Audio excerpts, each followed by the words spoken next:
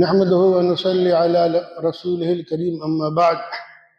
قال الله تبارك وتعالى في القرآن المجيد: أعوذ بالله من الشيطان الرجيم. بسم الله الرحمن الرحيم. من عمل منكم صالحا وهو مؤمن فلنحيينه حياة طيبة ولنجزينهم أحسن الذي كانوا يعملون. عزیز طلبہ، بزرگان دین، اسلامی بھائیوں، عزیزوں، بچوں، اللہ تبارک و تعالیٰ کے اس قول کا جس کی میں نے ابھی دوسرے خطبہ مسنونہ کے بعد تلاوت کی ہے، اللہ کا جو ارشاد ہے اس کا مفہوم ہے کہ جو کوئی مومن کوئی بھی نیک عمل کرے گا، اللہ اس نیکی کا پہلا پھل یہ دے گا کہ اس کی زندگی جاندار و شاندار ہو جائے گی۔ نیک عمل کے صلے میں اس کی زندگی میں خیر، برکت، ترقی اور اللہ کی رحمت و مہربانی کا سایہ ہوگا۔ یہ سب دنیا میں ہوگا، اور نیک عمل کا صلہ اللہ تعالی آخرت میں دنیا میں دیے گئے جزا سے کہیں زیادہ اور کہیں بہتر اللہ تعالیٰ دے گا۔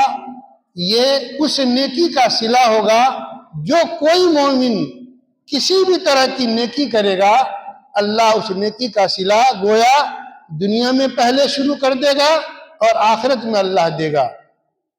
حضرت صعصع بن ناجیہ رضی اللہ تعالی عنہ کی روایت ہے، طبرانی میں یہ حدیث آتی ہے کہ حضرت صعصع بن ناجیہ رضی اللہ تعالی عنہ نے ایک مرتبہ رسول اللہ صلی اللہ علیہ وسلم سے کہا: اے اللہ کے رسول، ہماری اس نیکی کا صلہ کیا ملے گا جو نیکی ہم نے زمانے جاہلیت میں کی؟ اس زمانے میں جبکہ ہم کافر تھے، مشرک تھے، لیکن نیک عمل تو بہرحال نیک عمل ہے۔ اب ہم مسلمان ہو گئے تو کیا اس نیکی کا صلہ اللہ تعالی ہمیں دے گا؟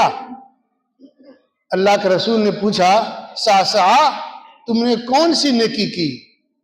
کہا کہ اے اللہ کے رسول، جب آپ نے پوچھ لیا تو میں بتاتا ہوں۔ میرے پاس زمانے جاہلیت میں 3 اونٹ تھے۔ 3 اونٹ میں سے 2 اونٹ اچانک گم ہو گیا۔ میں اپنے تیسرے اونٹ پر سوار ہو کر کے اپنے دونوں اونٹ کو تلاشنے میں نکلا۔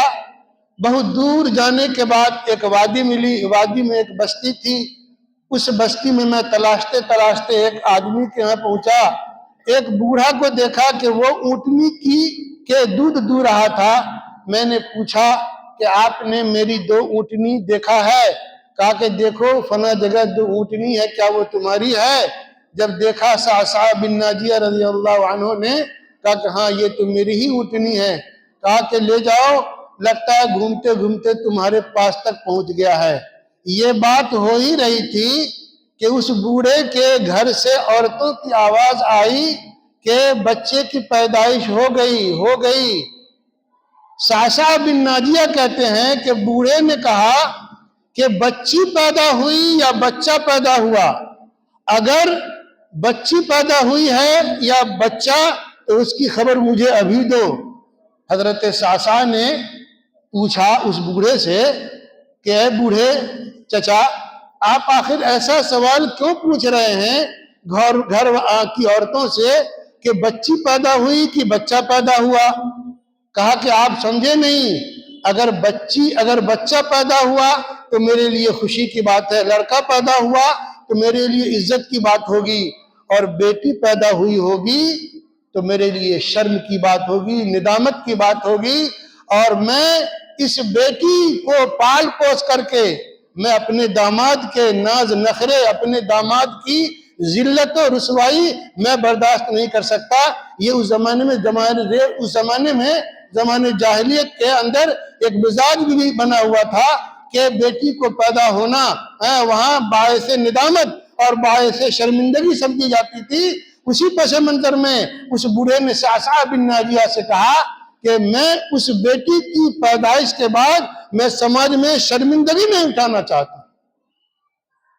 حضرت صعصع نے کہا کہ اگر مان لیجئے بیٹی پیدا ہوئی تو آپ کیا کریں گے؟ کہا کہ میں ابھی کالو سے زندہ دفن کر دوں گا۔ تحقیق ہوئی تو معلوم ہوا کہ لڑکی پیدا ہوئی ہے۔ کہا کہ لاؤ اس کو میں ابھی زندہ دفن کر دیتا ہوں۔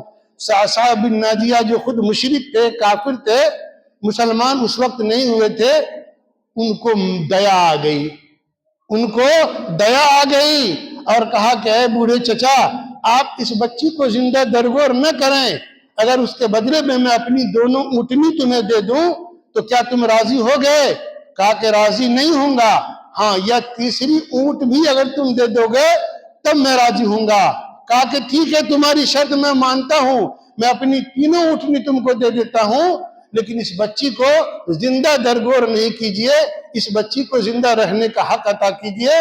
کہا کہ ٹھیک ہے، میں تینوں اونٹنی دیتا ہوں، لیکن شرط یہ ہے کہ میں جس اونٹنی پر سوار ہو کے آیا ہوں مجھے اپنے گھر لوٹنے دیجئے اور پھر اپنے کسی محافظ کو میرے ساتھ بھیجئے، میں اس اونٹنی کو پھر آپ کے حوالے کر دوں گا۔ چنانچہ صعصع بن ناجیہ رضی اللہ تعالیٰ عنہ جو اس وقت مشرک اور کافر تھے، انہوں نے وعدے کے مطابق اس کو اس کے محافظ کے ساتھ اس کی اونٹنی لوٹا دی۔ صعصع نے اللہ کے رسول سے کہا کہ اے اللہ کے رسول، میں اس بچی کو تو لے آیا، اس بچی کی جب پرورش کرنے لگا، وہ ماں باپ جو بیٹی کے بھی باپ ہیں اور ماں کے بھی باپ، جو بیٹی کے بھی باپ ہیں اور بیٹے کے بھی باپ ہیں، اس کو یہ بات اپنی زندگی کے ڈائری میں نوشتہ رکھنا چاہیے کہ بیٹے سے کہیں زیادہ اللہ نے بیٹی کی عزت، بیٹی کو عزت دی ہے، اس کا مقام دیا ہے، اس کی تعلیم پر، اس کی تربیت پر۔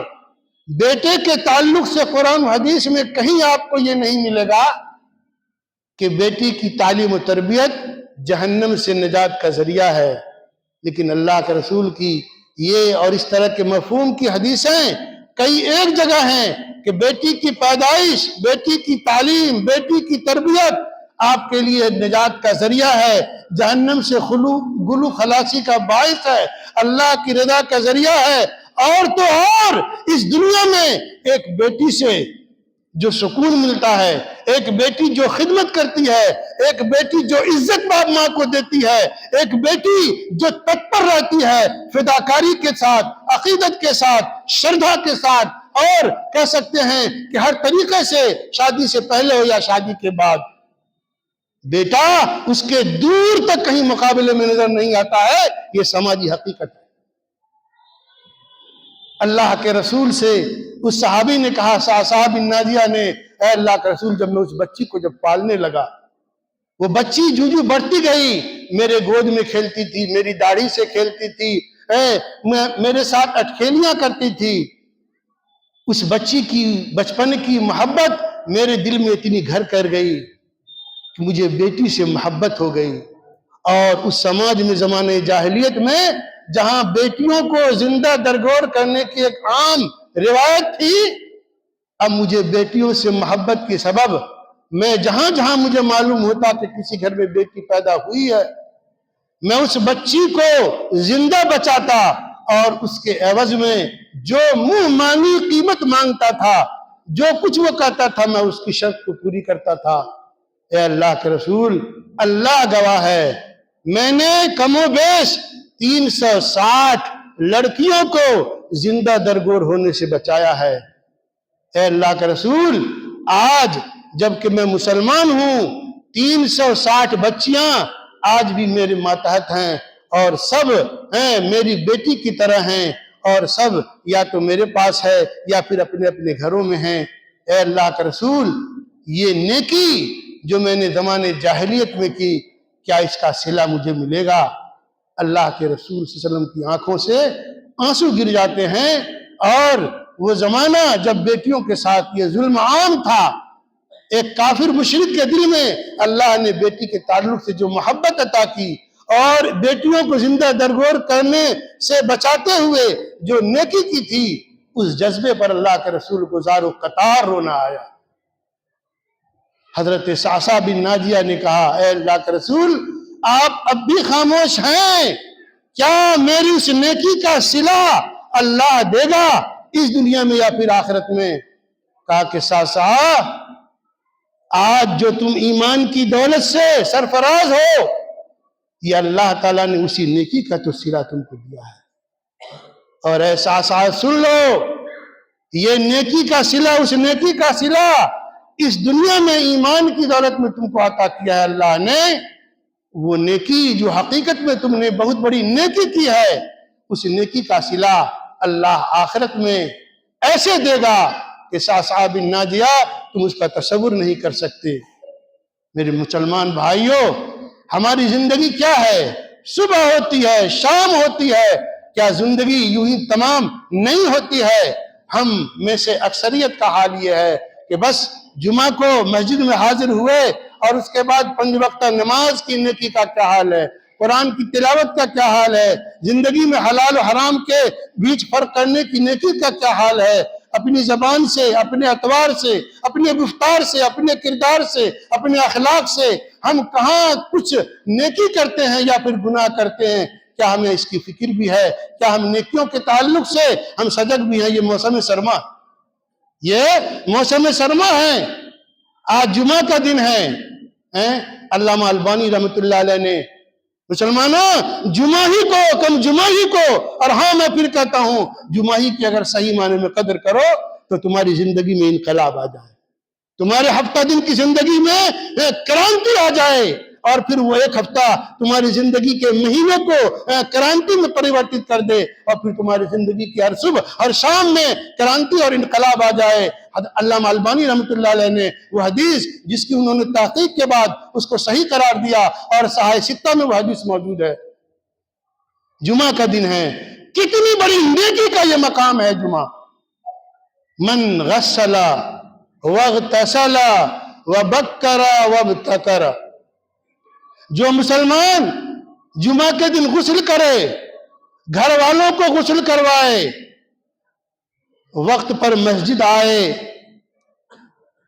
وقت پر مسجد کیا ہے بھائی؟ ظاہر بات ہے اذان سے پہلے آنا وقت پر ہے، ہمارے طلبہ بھی اس میں وہی حال ہے جو عین کا وہ حال غین کا ہے۔ اللہ کے رسول نے کہا کہ وقت پر مسجد میں آئے، امام سے قریب ہو۔ حدیث کا مفہوم بیان کرتا ہوں، غور کیجئے کتنی بڑی نیکی ہے جو ہم محروم ہو جاتے ہیں جانے انجانے۔ مسجد میں آوے، امام سے قریب ہو، خطبے کو غور سے سنے، نماز خشوع و خضوع سے پڑھے، اور پھر جب چلا جاتا ہے حاصل کیا ہوتا ہے؟